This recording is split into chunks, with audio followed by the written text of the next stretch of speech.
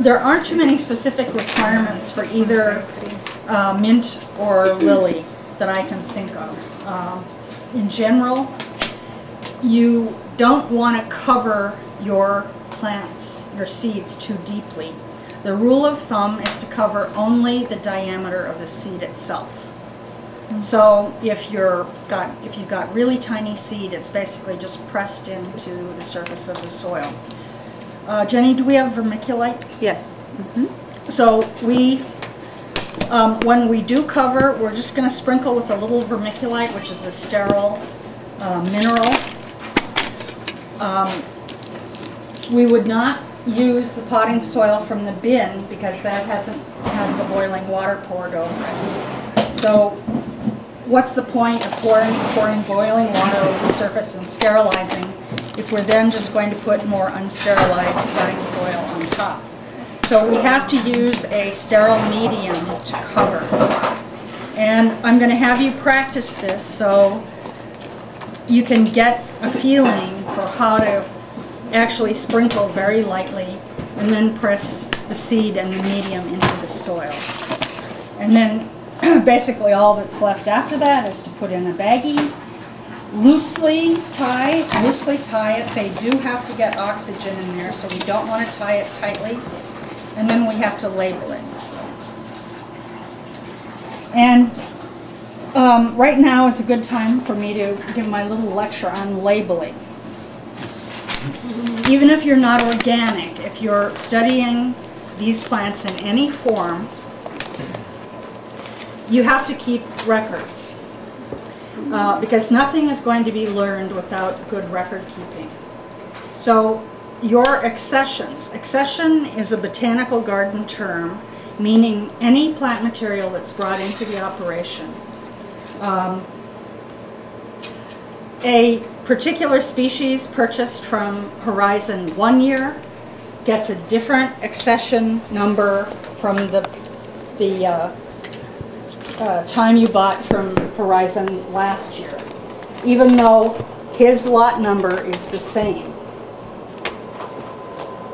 If you collect seed from your own plants, you get a new lot number from that seed. And every lot number has a few essential data points connected with it.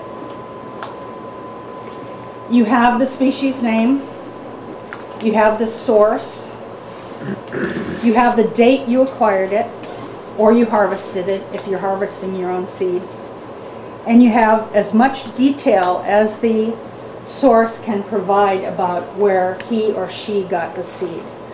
The object is to try to trace the ultimate source of that seed and keep the records on file. Now, organic farmers, for certification purposes, have to maintain this kind of database.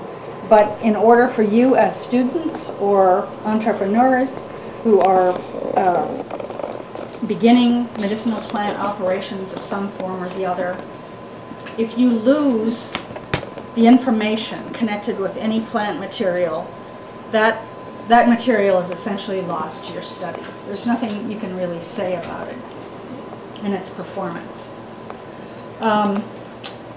We were working in '03 on a trials program in New York with 5 different organic farms around the state, and there was one farm that was actually a Mennonite or a religious family with 3 amazing homeschool teenagers. And I made the mistake of lecturing them very sternly at one point and saying, an unlabeled plant is an uninteresting plant. And they never let me forget that. They teased me about it for years. Look, Jean, there's an uninteresting plant. So the problem here is that you're trying to observe the performance of these plants and what it means to you and your operation. And in order to do that, you have to relate it to the source, and you have to say something about the background of the material. So this is really the scientific approach. And if you're just a home gardener and you want to enjoy the beauty of the flowers, I'm not forcing you to keep track of your data. But if you're doing anything that requires study or comparisons or eventual production, you're going to have this database. So you might as well start now.